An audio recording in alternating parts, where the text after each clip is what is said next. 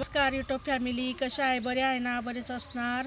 तर आज आले आहे मी नाशिक जिल्हा त्र्यंबकेश्वर तालुका आणि कळमुस्ते गावामध्ये, म्हणजे खेडेगाव आहे एकदम, जंगल टाईप आहे. पण तिथं अशी एक देवी आहे का ती नवसाला पावणारी देवी आहे. त्या देवीचं नाव लेकरूवाळी माता देवी म्हणून आहे.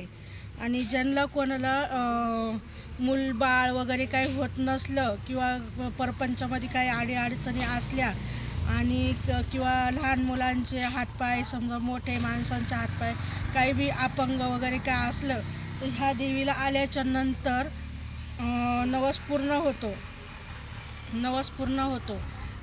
का हो? बोल ना.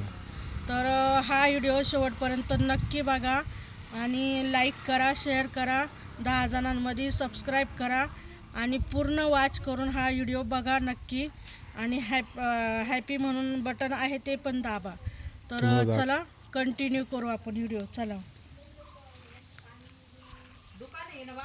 ये पा आजूबाजूला, चला दाखव इकडं. हे पा आजूबाजूला पूर्ण जंगल टाईप आहे, डोंगर वगैरे. आणि हे हे लेकरूवाळी माता मंदिर म्हणून आहे. आणि बघ किती, म्हणजे इकडं नाही घरदार आजूबाजूला का नाही काही. हे बा अशा ठिकाणी देवी बसली ना का तिकडं, म्हणजे आपल्या भक्तांचा परीक्षा बघण्यासाठी ती बसलेली. पण नवसाला नक्की पावते, 100% पावते. तर चला आज मी तुम्हाला देवीचं दर्शन घडवते.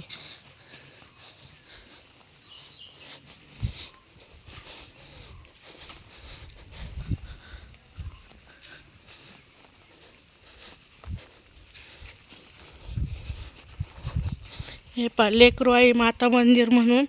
हे बा कळमुस्ते गाव, तालुका त्र्यंबकेश्वर, जिल्हा नाशिक. त्र्यंबकेश्वरपासून 15 किलोमीटर अंतरावर हे गाव आहे. आणि या गावाच्या मधोमध ही देवी बसलेली आहे. लेकरूवाळी माता मंदिर मध्ये लेकरूवाळी माता आहे देवीचं नाव.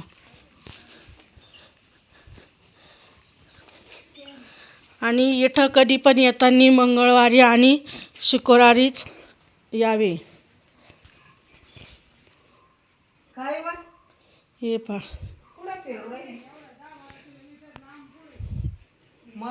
आणि इकडं कंटिन्यू हे बाबा राहता.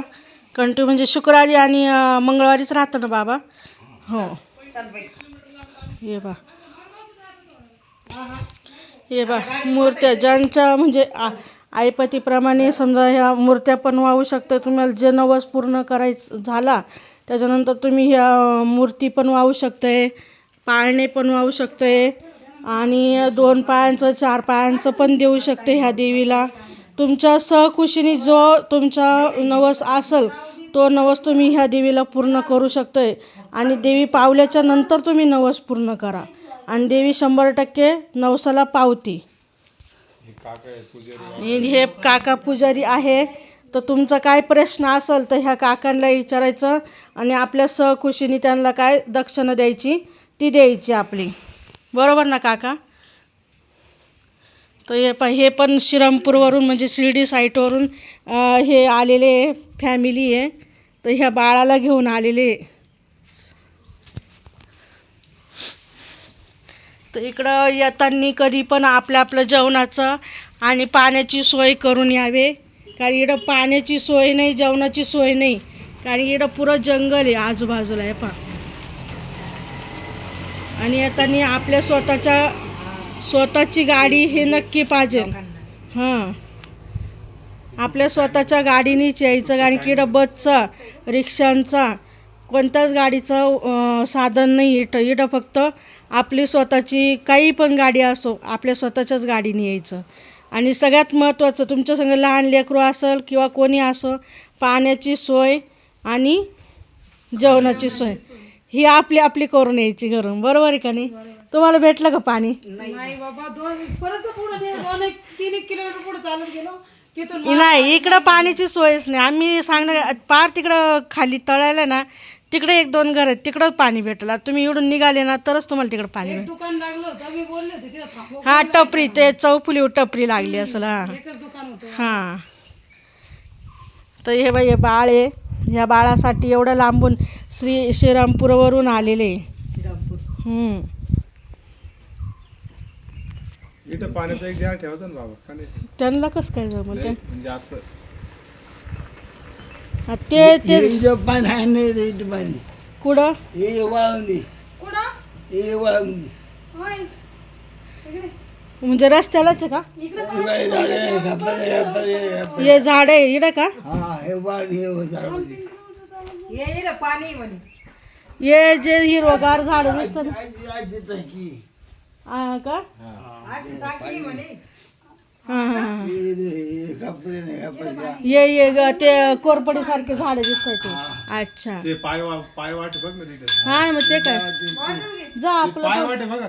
आपल्याला पण आणा ना. कुठं आहे? ती काय पाय ये पाय इथं हे पाय वाटे का बाई कोरपडी सारखे झाड दिसतात का? तू म्हणून का? हा ते टाकी आहे का मग? हा तिला असं टाकी म्हणतो बाबा.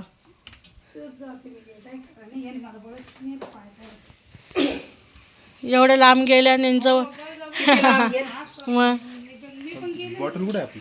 पिशवी ते वाटल ते गरम पाणी झालं असेल.